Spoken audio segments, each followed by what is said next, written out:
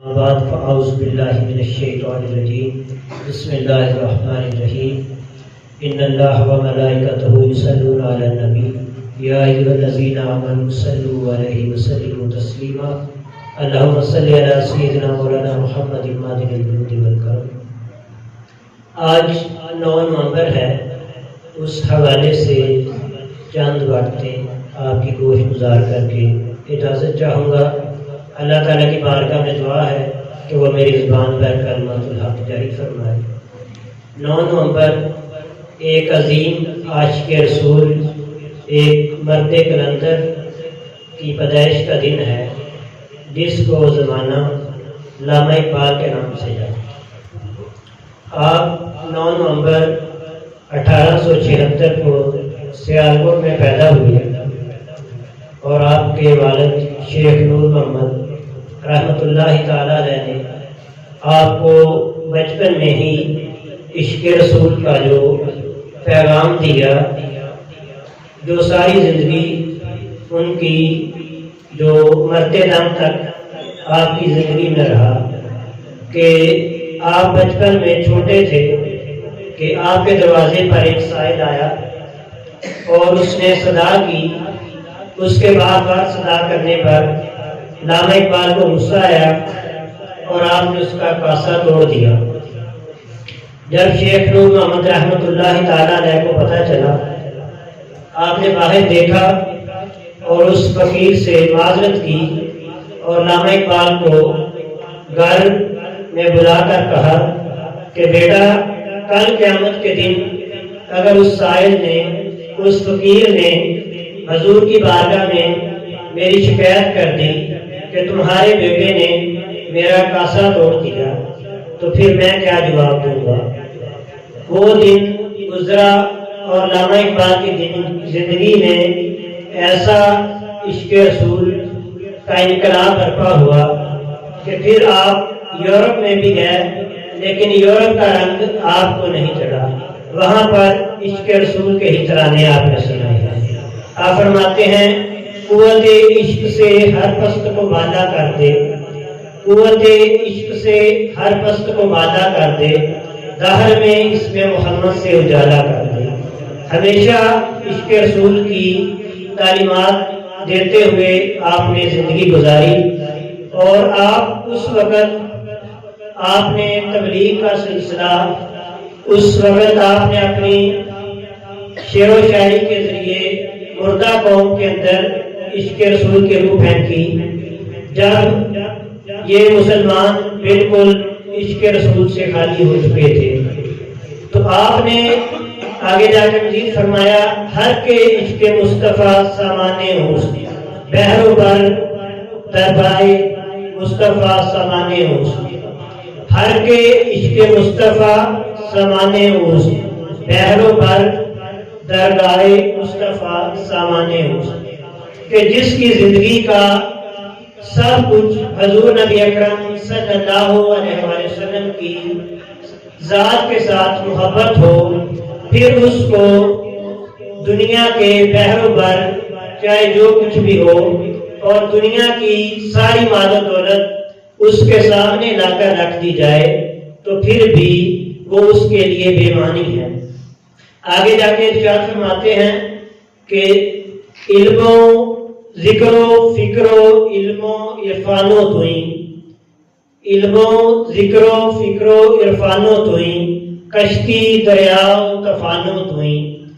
کہ یا رسول اللہ تو ہی ہمارا سب کچھ ہے، آپ سے ہی ہماری زندگی میں رونق ہے۔ آگے جا کے فرماتے ہیں کہ نگاہ عشق و مستی میں وہی اول وہی آخر، نگاہ عشق و مستی میں وہی اول وہی آخر، وہی قرآن وہی فرقان وہی یاسین وہی طٰہٰ، عقل و خرد و نگاہ کے مرشد اولین عشق، عشق نہ ہو شرع و دین بت کدا تصورات،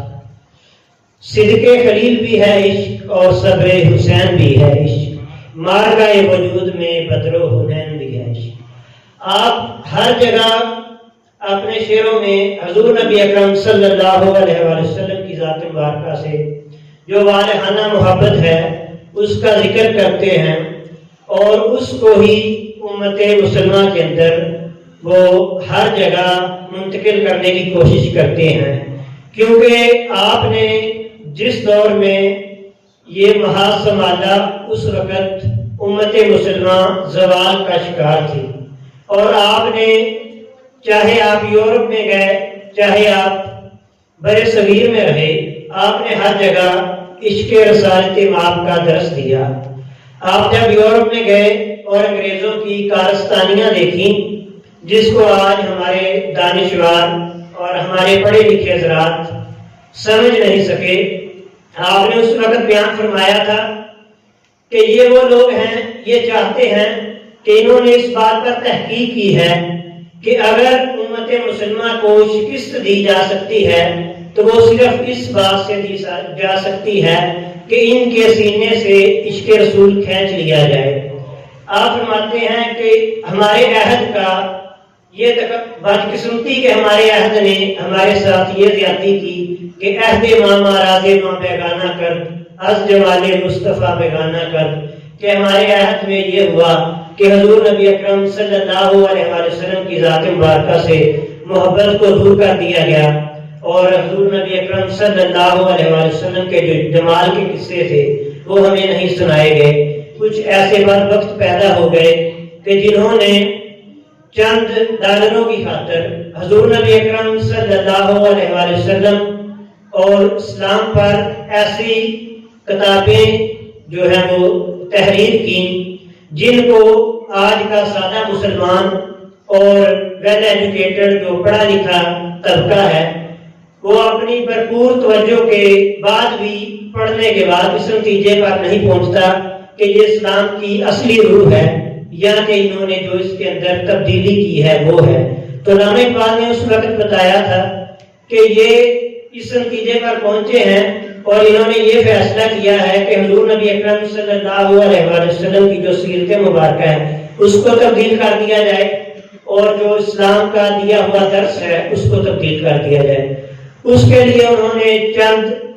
عیسائی اور یہودی اور مستشرقین ان کو یہ ذمہ داری سونپی، تو انہوں نے اس قدر زیادہ کتابیں لکھی کہ آج کا مسلمان اصل اور نقل میں فرق نہیں کر پاتا، اور اپنی علمی کمزوری کی وجہ سے جب ان کو اپنے دل کے ساتھ بھی پڑھتا ہے تو پھر وہ حضور نبی اکرم صلی اللہ علیہ وسلم کی ذات کے ساتھ وہ وابستگی وہ محبت حاصل نہیں کر سکتا، جس کا بار بار شکوہ کرتے آپ نظر آتے ہیں۔ آپ نے جب اللہ تعالیٰ سے شکوہ کیا نا، تیرے کعبے کو جبینوں سے بسایا ہم نے، تیرے قرآن کو سینوں سے لگایا ہم نے، نوئے انسان کو غلامی سے چھڑایا ہم نے، پھر بھی ہم سے گلا ہے کہ ہم بھی وفادار نہیں، ہم بھی وفادار نہیں تو تو بھی دلدار نہیں۔ جب ادھر سے جواب آیا تو سارا نشہ اتر گیا اور صرف لفظ ایک سیگا ہی تبدیل ہوا، لفظ وہی رہے، میرے کعبے کو جبینوں سے بسایا کس نے، میرے قرآن کو سینوں سے لگایا کس نے، نوئے انسانی کو غلامی سے چھڑایا کس نے، تھے تو وہ آبا تمہارے ہی مگر تم کیا ہو، ہاتھ پہ ہاتھ درے منتظر فردہ ہو، یہ تم مسلمان ہو، یہ انداز مسلمانی ہے، ہر کوئی مست محض و تن آسانی ہے،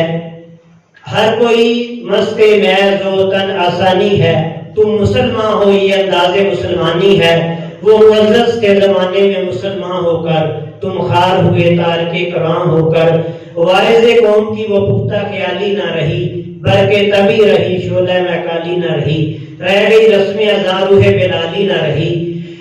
مسجدیں رہ گئی مسیحاں خواہ رہے کہ نمازی نہ رہے، صاحب اوصاف کے حجازی نہ رہے۔ علامہ اقبال ان سارے جو شکوے کے جواب شکوہ حاصل کرنے کے بعد اس نتیجے پر پہنچے کہ امت اگر آج بھی اس زوال پذیر زمانے میں اگر عزت حاصل کرنا چاہتی ہے تو وہ صرف اور صرف حضور نبی اکرم صلی اللہ علیہ وسلم کے ساتھ والہانہ محبت کے ساتھ ہے۔ آپ کے جو کلام کا نچوڑ ہے وہ بھی اسی طرف ہے کیا فرماتے ہیں کہ محمد سے وفات ہونے تو ہم تیرے ہیں، یہ جہاں چیز ہے کیا لوح و قلم تیرے ہیں۔ پھر ہمیں امریکہ کی طرف دیکھنا نہیں پڑے گا، جیسے آج کل بدقسمتی سے جیتنے والا ان کا صدر ہے اور خوشی ہمارے مسلمان منا رہے ہیں۔ ادھر غزہ میں ہمارے مسلمان شہید کر دیے گئے، لیکن بدقسمتی سے انہوں نے اس کے لیے کچھ نہیں کیا، اور ادھر ہمارے کچھ نام نہاد مسلمان اس وقت کے جیتنے پر خوشی منا رہے ہیں، جس نے چند دن پہلے کہا تھا کہ اگر میری حکومت آئی تو میں غزہ کو صفحہ ہستی سے مٹا دوں گا، تو ہمارے مسلمان اس کے آنے پر خوشی منا رہے ہیں۔ اس سے بڑھ کر ہماری بدقسمتی کا کیا عالم ہوگا؟ علامہ اقبال اور اس سے بڑھ کر حضور نبی اکرم صلی اللہ علیہ وسلم اور اس سے بڑھ کر قرآن مجید میں ہمیں پہلے ہی بتا دیا تھا کہ نہ تو یہودی تمہارے دوست ہیں اور نہ عیسائی ہیں، تو پھر ہم کس سے روس کے ان سے توقع لگا کر بیٹھے ہیں؟ تو آج بھی ہمیں جو توقع ہے، جس سے ہمیں امید ہے، جس سے یہ امت پھر عروج حاصل کر سکتی ہے، وہ حضور نبی اکرم صلی اللہ علیہ وسلم کی ذات مبارکہ ہے۔ تو اس لیے بغیر کسی شک و شبہات کے حضور نبی اکرم صلی اللہ علیہ وسلم سے بے پناہ محبت کیجیے، بے پناہ محبت کیجیے، اور اپنی نسلوں میں بھی اس کو منتقل کیجیے۔ علامہ اقبال کے شعر کے ساتھ اختتام کہ کی محمد سے وفات ہونے تو ہم تیرے ہیں، یہ جہاں چیز ہے کیا لوح و قلم تیرے ہیں۔